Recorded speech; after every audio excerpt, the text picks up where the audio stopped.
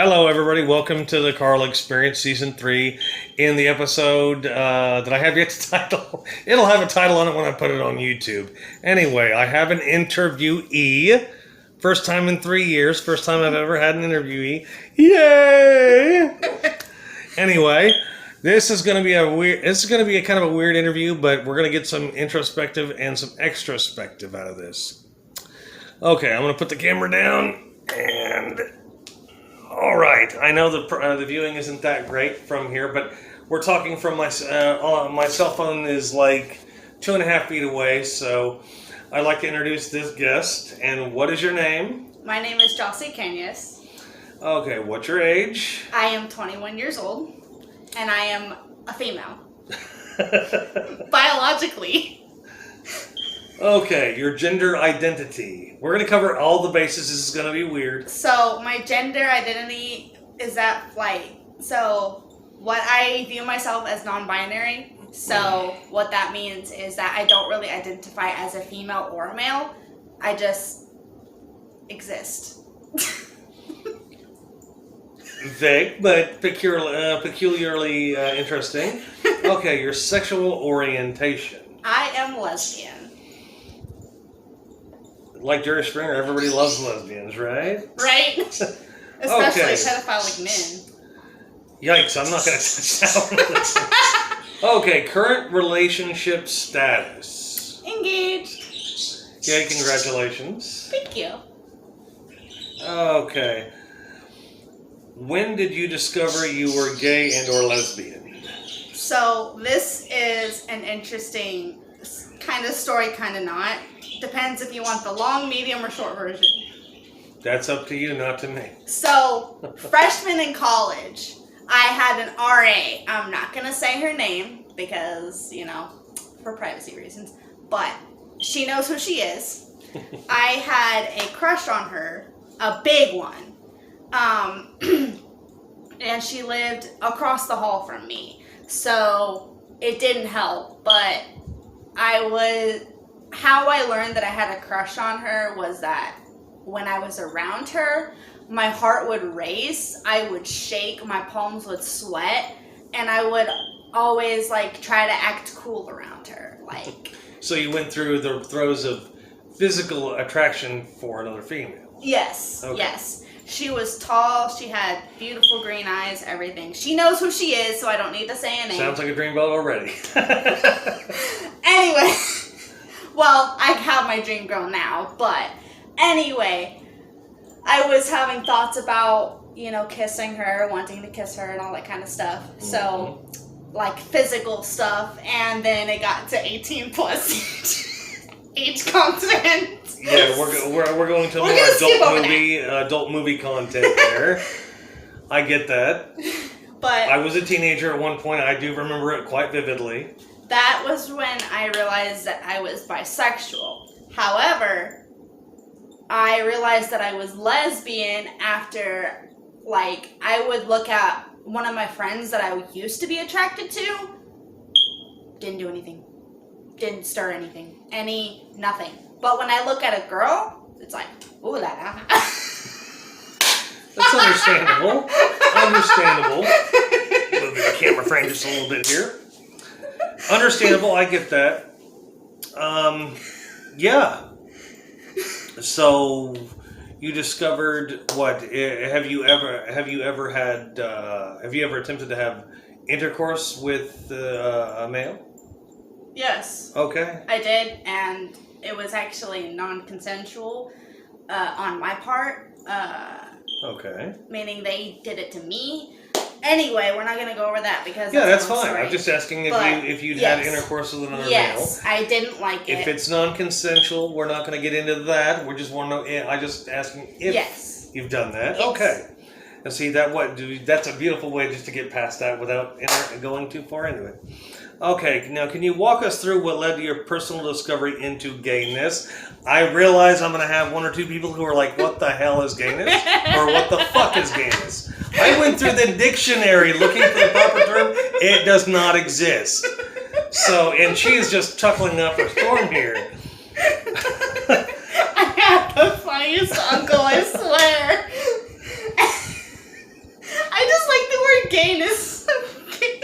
Oh, you start using that. If you're gonna do it with some style, right? Right. Anyway, so actually I think it was more of a lifetime process than just in college. Because throughout my elementary and middle school and high school, I used to have crushes on female teachers. I know that's weird, but I was into older women. No, I was actually quite attracted to a few of the teachers I had in middle school and in high school. And the difference for me was they were all still in their 20s. So yeah, they were younger, but they were older than me. So I get that. Anyway. Keep going. She's embarrassed, folks. Shut up. Anyway, if there's anything you want to know about that question, I mean, you can ask me. Such as? Oh, you give me an example of what to ask you. I can think of the questions. But as far okay, let me see here. Give my brain a second to work, people. I wasn't prepared to go off script that far, but I can still do that. I go off script for 45 minutes sometimes just for an entire podcast. Oh, okay. I work with 3 sentences and make 45 minutes out of it. Yes, you all know I can do that. Okay, I figured you could. In your personal discovery, and I call it a personal discovery journey because it's not that it's not more or less that you found out that you were gay. It's more or less just discovering that you already were. You just hadn't. Actually, I denied it for 2 years. In high school, I would date around with guys, and I literally had no attraction to them. My longest relationship was with a boy named Brian, and I never really was attracted to him. He was a nice guy, and so I dated him for 10 months. So... Okay, then in that case, why did you date them? I guess more for social standard, because... That totally makes sense, I get that. Expect you to be straight when you're a female... 98% of the population expects you to date a male. And that's what was expected of me and my family back then. I was expected to be straight. I was expected to follow certain rules. A social conformity. Yes. And I would get set up. And if I hadn't have been resistant, I probably would have already been married to a guy that I didn't even like. That's never good. We do not advocate marrying people you don't love on this channel. Ever. It's bad. Oh, now I'm marrying someone I love with my whole entire life, so... Anyway, we won't get into that. She's a good woman. Let's just say that. Hey, we're all for positive, non-toxic relationships. Yes. This is actually my first healthy relationship, so... Okay, do you feel better having come out? Oh, I can sense some unsurety there. Did you catch that, folks? Unsurety there. In fact, she's turning orange thinking about that. Anyway, in some aspects it was better, but in some aspects it wasn't. When I first came out, the first person I ever came out to was my mom back then. I came out to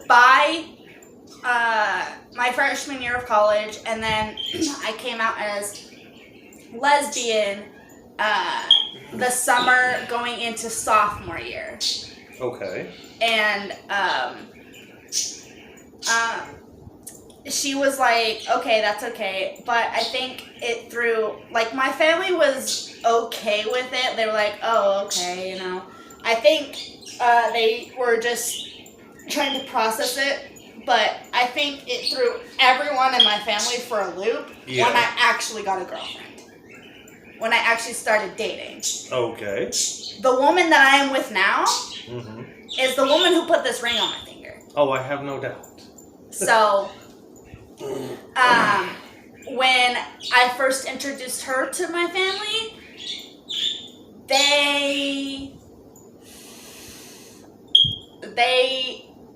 let's just say they started talking shit.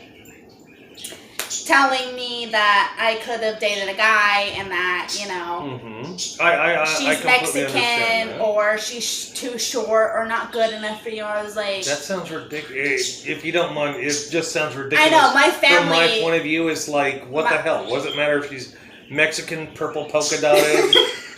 Hey, I wouldn't care. She has a good heart and she's beautiful, so... Heart is what matters to me. Heart... If you're a girl and you have a good heart, you're likely to win mine over. But I'm already engaged and I'm already taken. Yeah, you're already off the real estate market, so you don't have to worry. You're just waiting on the lease signing. That way you can get everything over with, right? Yeah, I'm just waiting to sign the contract saying, "Oh, I'm changing my last name to this." So okay, now to a rather oblique question.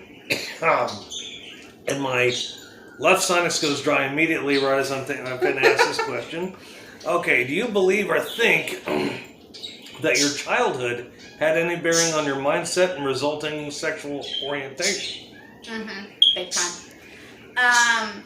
Without saying much about my childhood, let's just say that mostly female teachers would give me attention. Males didn't really do anything.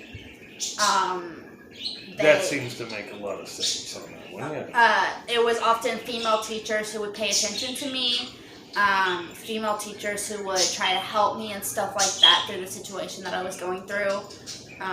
But none of the males did. In fact, in 7th grade, I was accused of stealing books. And the principal was no help. I said the exact teacher that gave it to me, and they couldn't get a hold of the teacher, so the principal automatically assumed that I stole them. And the cops were showing up at the school to arrest me. For a book? For a book from the book fair. Because I was forced to tell that story because of the situation that I was in. Okay. I didn't steal any book from the book fair.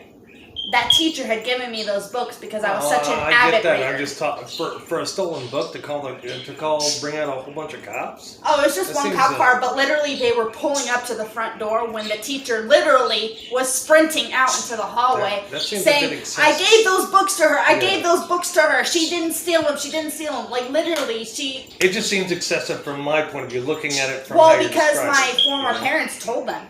Yeah. Without exposing the name of the person that did, which I wish I could, but for legal reasons I can't.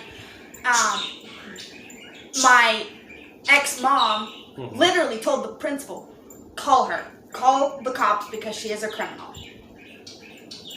And he listened. Well, it sounds like your ex-mother, whichever one that is, we're not going to do names. No, we're not. It sounds like she was a very cruel and vindictive person. Oh, beyond cruel. Beyond cruel. I completely understand.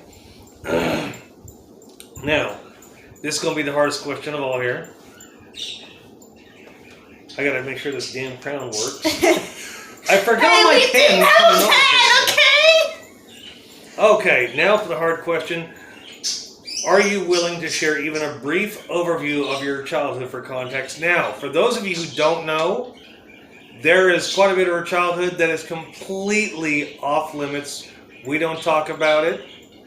We don't touch it. As far as bad things go, you don't want to know.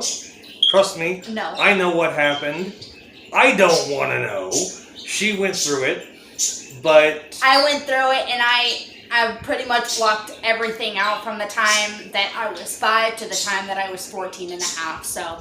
No. I really don't remember much because I don't want to. That's how bad it was. Overall, given how everything started, which I'm pretty sure you probably still don't know how everything started at the very beginning. But overall, would you call your childhood successful or transformative in any overall positive way? Well, it has brought a lot of things about myself into light. It was brought out in a not very humane way, but it was brought out. That's why we haven't. That's why we're not saying any particulars. I'm not giving out any specific We're avoiding details. all that stuff. I'm not giving out any specific details because they don't need to know. Anyway,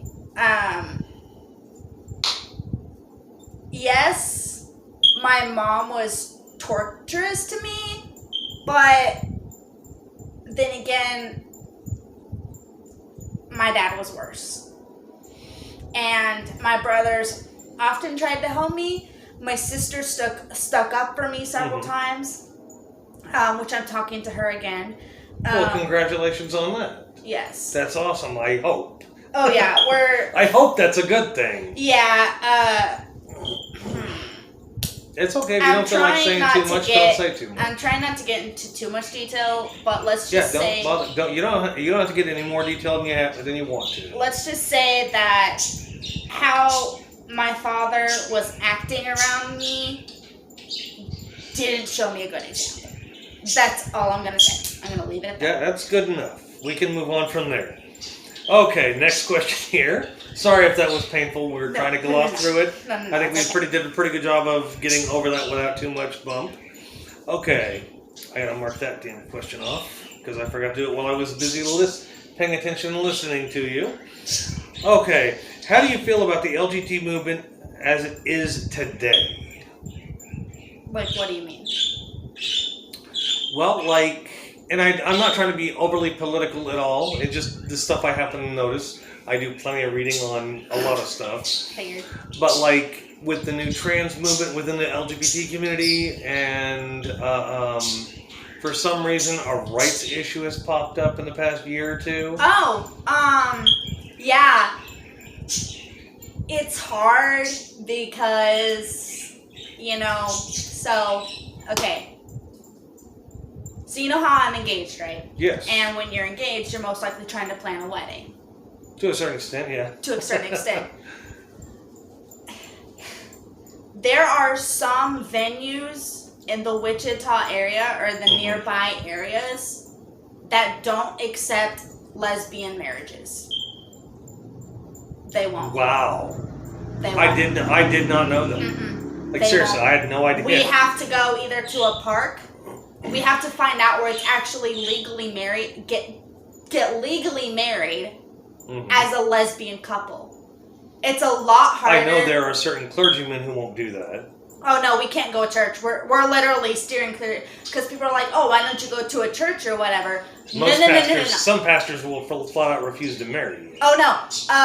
We went to a church one time with my birth mom, and the pastor. We told the pastor that we were engaged, and he basically said, well, we told him after the service, because, we were, touching each other, I had my arm around her for some period of time. Public displays of affection. Yes, and I was holding her hand and stuff while we were worshiping. The pastor tells us, because I said, this is my fiance, he says, I would really appreciate if you didn't show public displays of affection as you are a same-sex couple, and there are a lot of people in here that aren't comfortable with that. And I just thought, if they aren't comfortable, then they can just leave. We can go to whatever church we want to. And that's the old Church of Life, the Tree of Life Church? Yes. It's down there by Hupp? Yes. I stopped going there after the old pastor left. Really? There used to be another guy there. The tall black guy. The tall. No, this was a white guy who used to be a former sheriff's officer. That guy literally, people would follow him. People would literally tell him they'd follow him into the gates of hell. He performed. I went there. I went to this church and I was running 102 fever, and I'm feeling sick, feeling thrown up. I just went there because I knew the pastor, and the pastor's like, son, you might be a sinner, but I'm still going to love you, and you can still come here. A pastor who's willing to say that to you in front of his entire congregation is worth my time. Yeah. He saw I was about to fall over because I was literally, I was in a huge fever. I usually go to the bar, didn't even go to the bar, just went to that service. And he prayed over me, put some oil on my forehead, and next thing you know, 3 minutes later I broke out in a flop sweat. People asked if I was having a heart attack. Really? I was gushing water out of my pores. Like professional athletes do not sweat this hard. And by the end of the service, I was okay. My clothes stunk to high hell. But I felt perfect. I was able to get up on my bike and do a wheelie for like 3 blocks. Wow. Yeah, I felt with that pastor. I'll send you a link to his thing. Yeah. But he's a good pastor. There's pastors that do that kind of crap. Are like, well, if they only let a straight couple do it, why not let a lesbian couple or a gay couple do it? If they're allowed to hold hands and do all, well, some of our congregation doesn't feel okay with that. They're not living your life. They're not in the relationship. Now, if you're starting to swap tongues and everything, I can see we didn't even get close to kissing. I would say that would be a boundary to cross. But as far as holding hands, simple gestures that ordinary straight couples do. We didn't do anything. The most that I did to her was like rub her wrist. Yeah, and there's nothing wrong with that. I see that if your pastor was uncomfortable with that, because for the sake of other worshipers. I told him out loud. I said, okay, never mind or whatever, and then I just left. That was the last. And I that was the last time that I stepped foot in that church. I was gonna say, was that the last time you went there? Mm-hmm. That's the last time that me and my fiance went there. If I had seen that, I probably would have walked out myself right as I said that and never gone back. You know what my fiance's reaction was? As soon as she heard it, she was like. Rolling she literally rolled her eyes in front of the pastor, and the pastor watched. Because I looked at him, and then I looked at her, and I saw that she was rolling her eyes, and then he kind of did like, and then I started to turn around. We were already holding hands, so I was just like, okay, let's go. Now, because you mentioned that businesses won't do lesbian weddings, what are those businesses? What do you mean? What are the names of those businesses?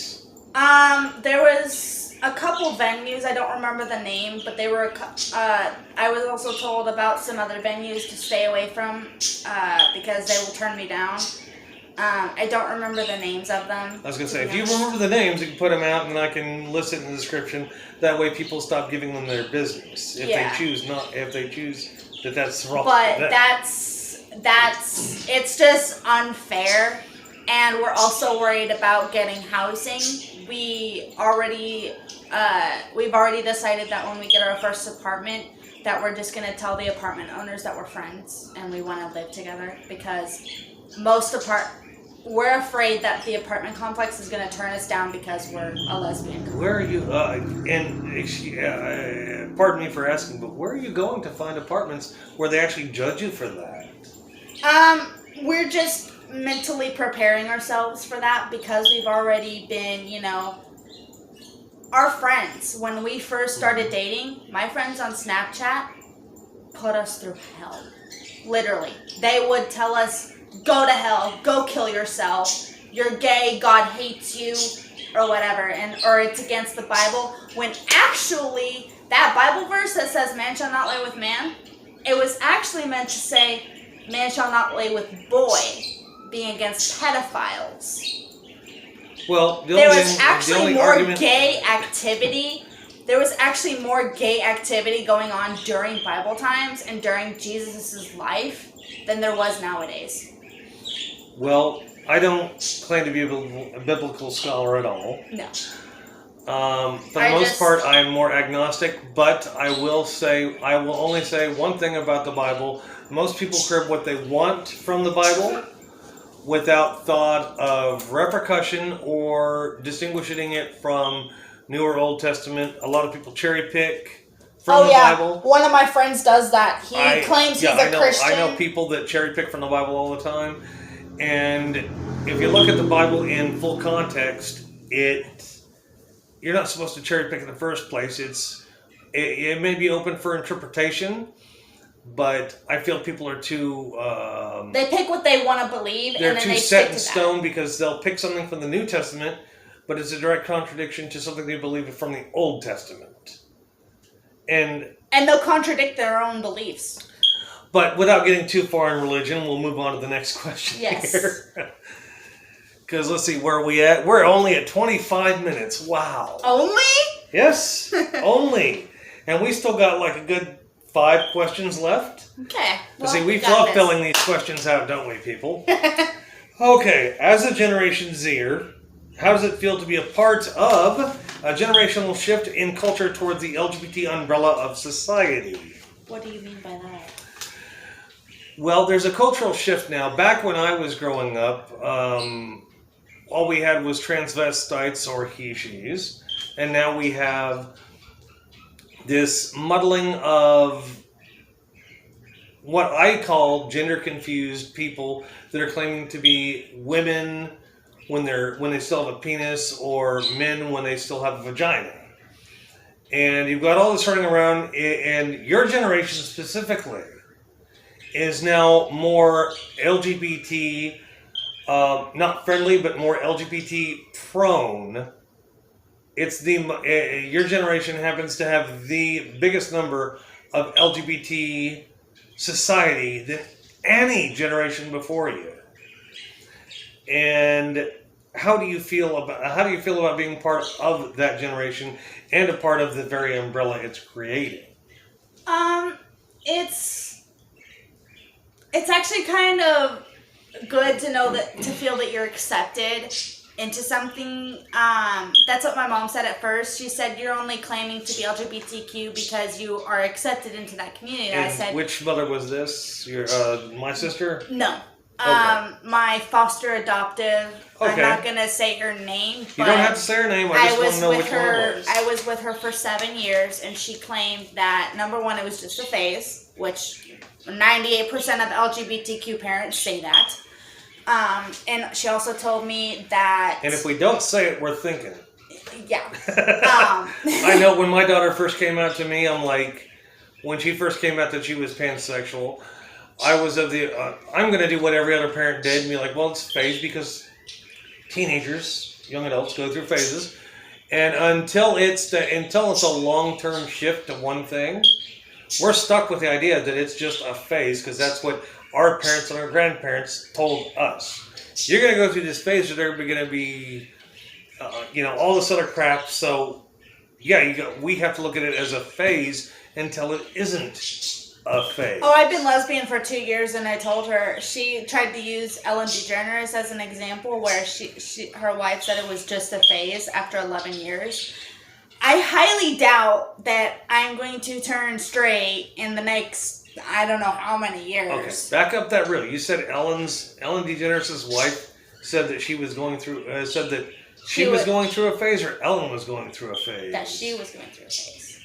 You don't have a phase for 11 years. No, you don't. And if you are, you need to grow the hell up. Because the only example I can give to counteract that whole thing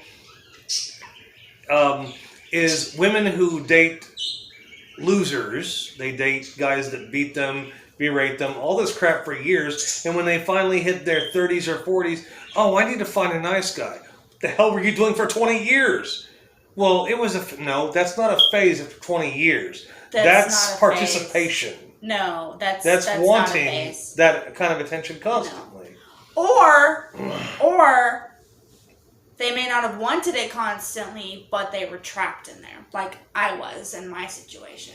They were trapped. Because I know that one of my friends, one of my good high school friends, she got into this relationship with this guy. Started in high school, started her freshman year. Yeah. And they were the signature couple.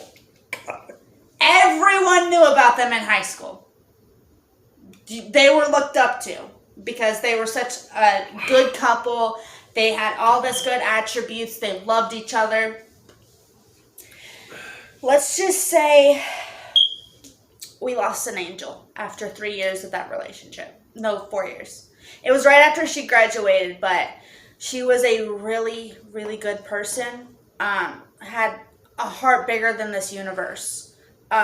She was nice to everyone, wanted to befriend everyone, wanted to make sure everyone was included. Yes, me. Anyway, self-promotion there. Yes, like me. Anyway, her boyfriend unfortunately, they got married. He started raping and beating her, and she got a job secretly. And she tried to tell her manager what was happening with her boyfriend, but he wouldn't listen. So, while she was doing this job secretly because he was out working, she would work as well, and she would always make sure that she left after him and that she got back before him. As soon as she started earning money, she was trying to earn money to get out. Yeah. But then I lost contact with her for a year. I don't know what happened, but I lost contact. And she texts me a year later and says, Jossie, I'm really sorry, but I can't handle this anymore. And I said, what? What's going on? And I just heard from a good friend of mine that she had killed herself because her boyfriend was berating her so much. He was calling her names. She even got pregnant, and he was beating the shit out of her every day that she was pregnant.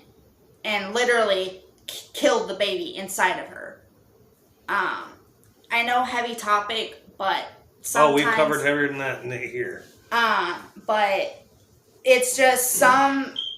Yes, some females like that, but me, I don't want to be in an abusive relationship. And I told my fiance, I said, if she ever got controlling or abusive, it would be hard for me, but I would leave her because I'm not going to put myself and through nobody that. deserves to be in a toxic relationship like that either. This is having already been through a couple of toxic relationships myself. I understand the need to not have the toxicity around you. Yes. And family. When you're actually in a good relationship, but your family doesn't agree, I don't care who the hell it is. If they are toxic in your life, cut them out. Because it's not worth your energy, it's not worth your time, it's not worth your health. See, she's reiterating crap I already say on this channel. I've been doing this 3 years. I've said several times, if you're around toxic people, get rid of them. No matter what they are. If they're your mom, your grandma, I don't care who they are. Block them. You don't need them in your life. And you can speak from actual experience when you talk about family being toxic because of your past. Oh, yes. Specifically so. And if you have any doubts of her inexperience with toxicity, do not. Trust me. Okay. Trust us. I know. Okay. Now to get on another topic here. Yes. Okay. Would you consider yourself a social justice warrior? I have no idea what that is. Okay. Social justice warrior is... Have you ever been... I'm sure you've been on YouTube plenty of times. You ever look up social justice warriors going against anybody? They're the people who think that they have the right to do this, that, or the other, or with that or not. No. I follow all laws. I mean, except for the one being gay. Of course I'm going to be gay. There's no law against being gay. There literally is not. So. I consider myself a person that follows the law. Okay. And I don't consider myself a person that is above the law or anything. Do you believe that you need to have your rights acknowledged before anybody else?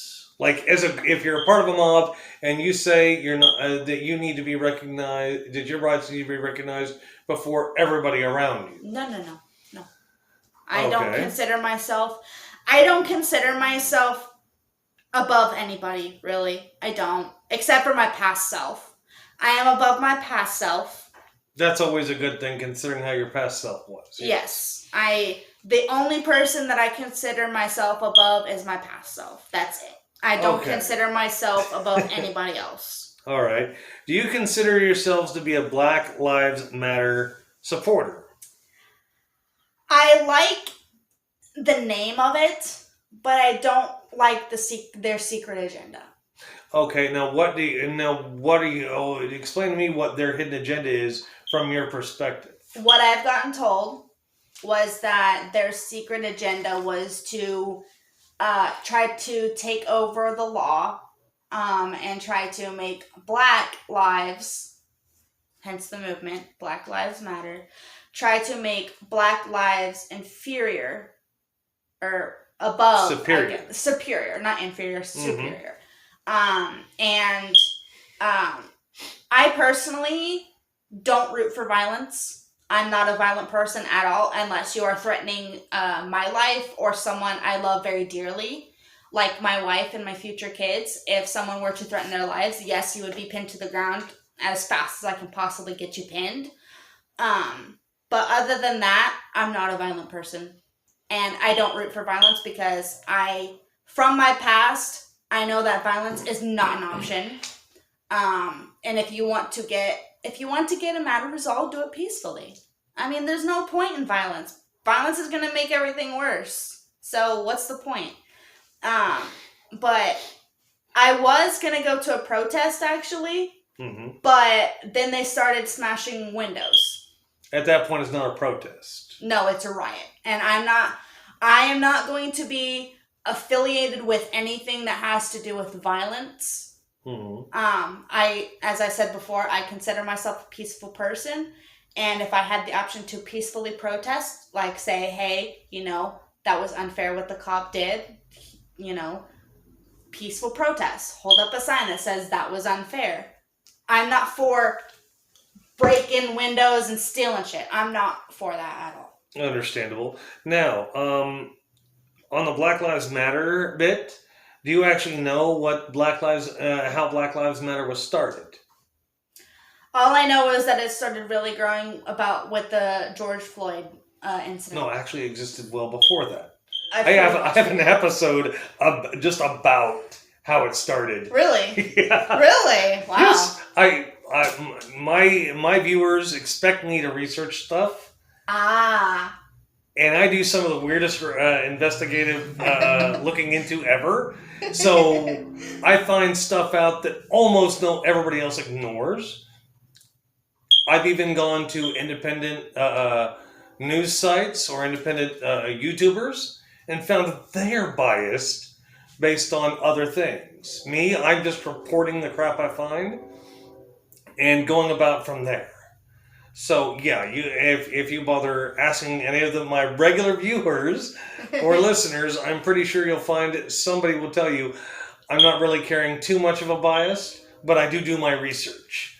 Like I have one more thing to take care of. I got to look up because one of the three black ladies who started Black Lives Matter, I think she's a trans person. Not that I don't have any issues with trans people. They can do a whole lot of things. Oh, if I wasn't an LGBTQ at least ally, I wouldn't have any friends at all. I literally would have 0 friends because all my friends are. But these ladies are propagating that the whole Black Lives Matter propaganda, and what's worse is if you dig deep enough into it, you'll find that there's anti-Semitic undertones because they're getting funding and support from Louis Farrakhan, the Nation of Islam. Yeah, like I said, my viewers make me dig. And they expect me to find answers. Oh. Okay. And I find answers. I can see that.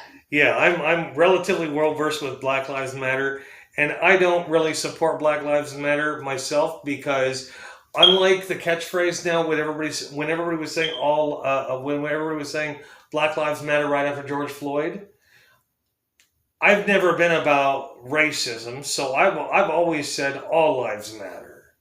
Yeah. And everybody just jumped on the bandwagon. When I was saying it on this podcast before it became cool to say it, everybody's like, well, why don't you say BLM? I've actually been asked that by 2 of the viewers that I lost because I didn't back BLM.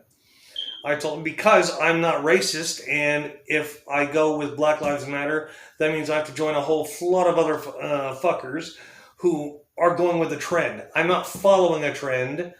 I am my own river.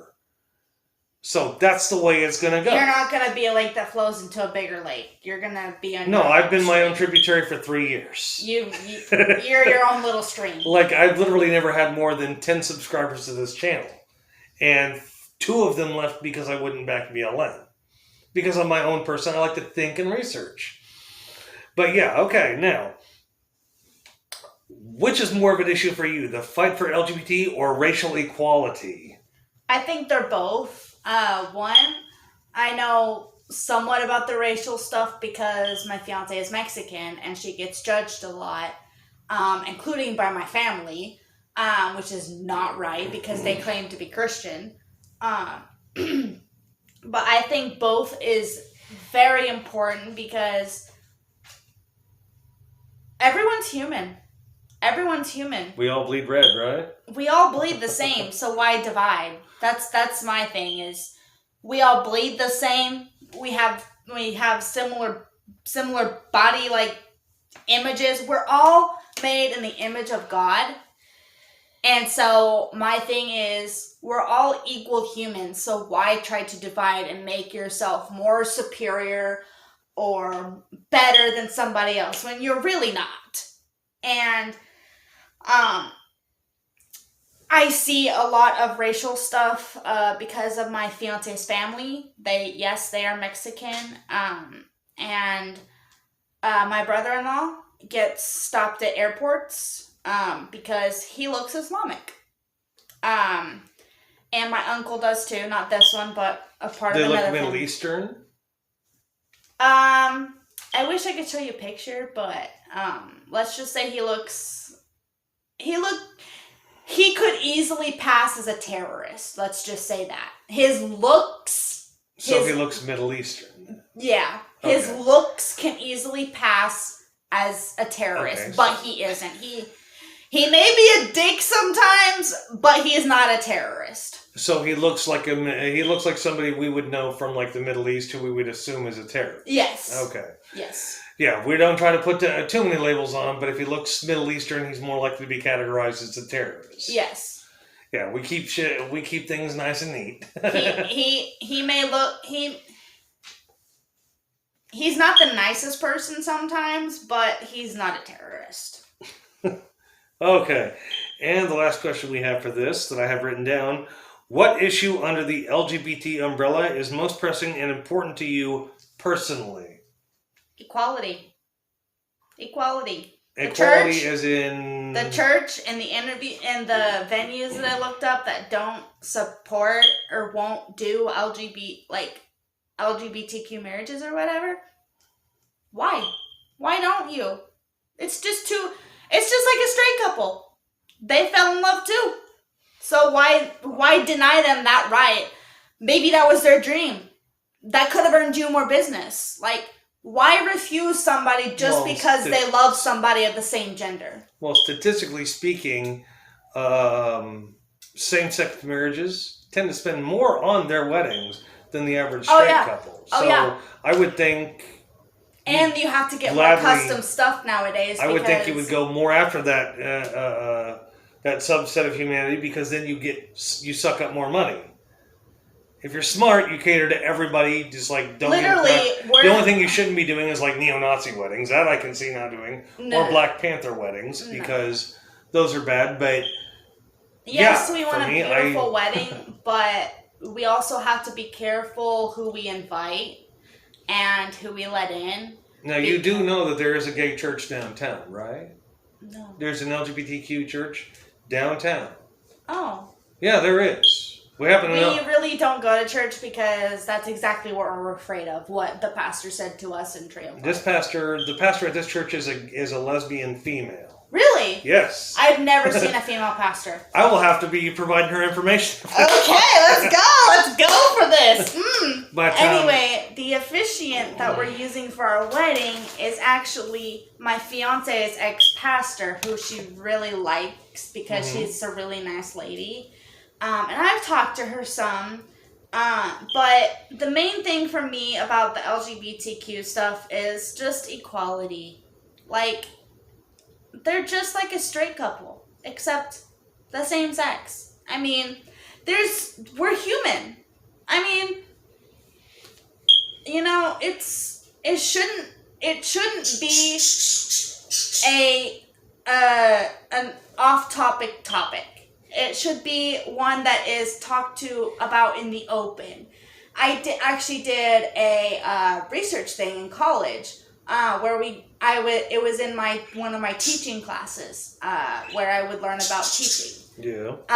And I was wanting to be a kindergarten teacher. And one of the scenarios that we read about was about a girl with these two moms. And that's hitting me personally, because not only are my kids gonna go through that, Yeah. but I mean, whether my kids turn out gay, straight, or whatever, I don't really give a fuck what they turn out to be. They're my kids.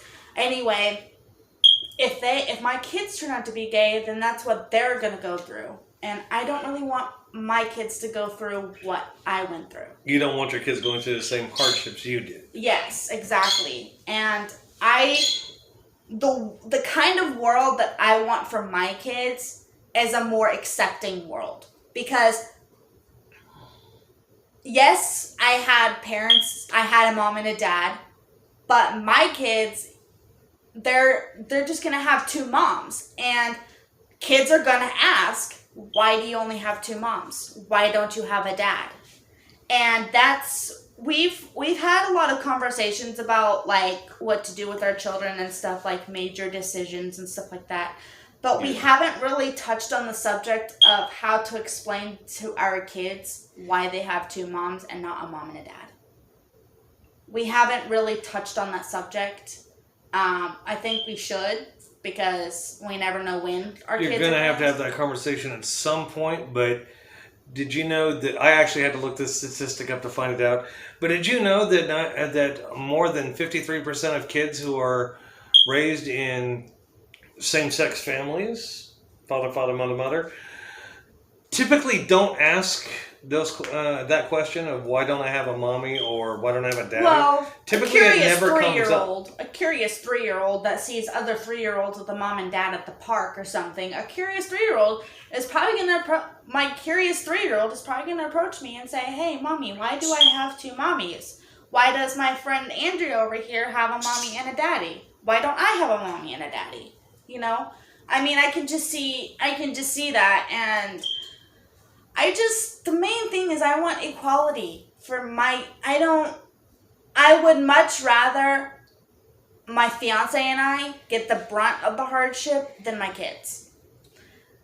I don't want my kids bullied because they have two moms, because I know that was really bad, especially back in your age. Oh God, yeah. In my day it was different, but then again, we didn't have we didn't have all the trans issues popping up that we do now. It was basically a guy wearing a dress and lipstick and calling himself a woman, and the guy looked like he put on all that stuff while he was drunk and high. You know, all messed up. He looked like a guy literally got too high to put on anything and decided to put makeup on. So he got crossfaded, and then it looked like he had gotten crossfaded and put it on. I guess, if that's what you want to call it. Drunk and high, that's what you call it. When you're drunk and high, you call it crossfaded. See, terms change so weird. For us, it's just being drunk and high. Crossfaded seems like a whole lot longer word than just saying drunk and high. Anyway, I think the biggest thing about the LGBTQ is just equality. Not viewing women and women and men relationships any differently from a straight couple, because it's most likely that actually most of my friends now on my Snapchat tell me that my relationship is what they want. Is what they want for the rest of their lives. The kind of relationship that I'm in, most of my friends say, I wish I had that kind of relationship with my significant other. Because, I mean, I think we're just like any other straight couple, except we're two women. And tell me if I'm wrong, but I mean... Oh, I'll let you know after I release this. I'll let you know if there's any backlash, because I'll take all the backlash and respond appropriately, because it is my channel, so I'm going to moderate that out. Yeah. I'll let you know what the comments are and everything. And you will probably go ahead and look through and see how this looks after I put it up. I will probably do. And I'll probably subscribe to your channel, too. Probably, but you're gonna hear some, like I tell everybody, when I told them in the beginning, everything is through my lens. So if I piss you off one day, I might piss you off to the point where you stop listening. But the next issue might be something completely other, and you're going to fall in love with what I have to say on that one. I've had that happen. People would tell me that I should burn in hell, and in the next episode, I went from hating you to literally wanting to figure out how the hell you keep doing this. And here's what's funny.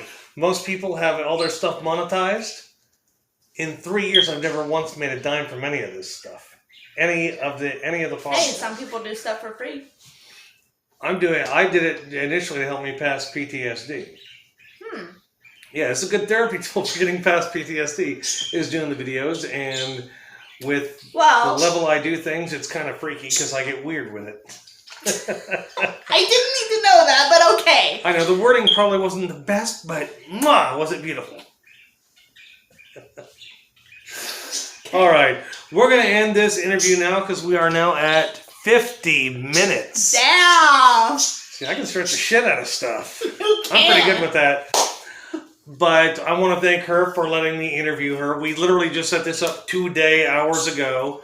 I had to write up these questions, and these questions took like half an hour to write up while she was waiting for a job interview that never happened. So we thank her for taking the time out to do all of this. I'm still kind of pissed off about that. 45 minutes of no show and no replies.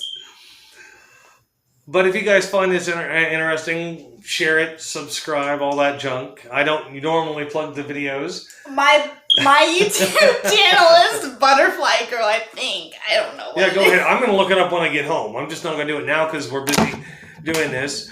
But love to hear you guys' thoughts, comments. I'm pretty sure I'll hear a Bible verse thrown out by a couple of you. I do have conservative Christian friends, so I'm bound to hear a Bible verse or two from... I have a very extremely conservative Christian mom, so I understand. But yeah, you guys enjoy your day, and hopefully you guys will be around. I'm going to try to do another podcast that's with somebody else who's in the community. If possible, we might actually, if provided we can plan it out, might do one with you and your significant other. That'd be nice. That way we can get the couple format going on. That'd be nice. And see, I'm not opposed to... And she's a pretty girl. I'm not opposed to other people's opinions. Even if I don't agree with them, I'm still going to listen to them. It's very strange. But yeah, I'm going to try to do some more podcasts this month. If y'all see my significant other, don't you dare try to come after her. Because number one, she's only got eyes for me, and number two, we're engaged. So lay off. Okay. I'm going to try to interview a few more LGBT community members during this month because for some reason my wife told me today that we've always had a Pride Month. I've never heard of Pride Month. It was always Pride Week that I heard of. Always. I've never known there to be just a week. I've always known there to be a month, and I know it's... See, I maybe I'm just discombobulated, or maybe I've just been doing too much political crap. I don't know. But, we have a month. And no, it is not the same month as Military Appreciation. I have no idea. I haven't even heard of... Military Appreciation Month is May, guys. Don't get it mixed up. Anyway... We're going to end that on that note, and you guys have an awesome time. This is going to take forever to set up a description for, because I got to write down stuff now. You guys take it easy, enjoy, leave me comments and everything like that. You guys know how to contact me. Have fun, and as always, start thinking.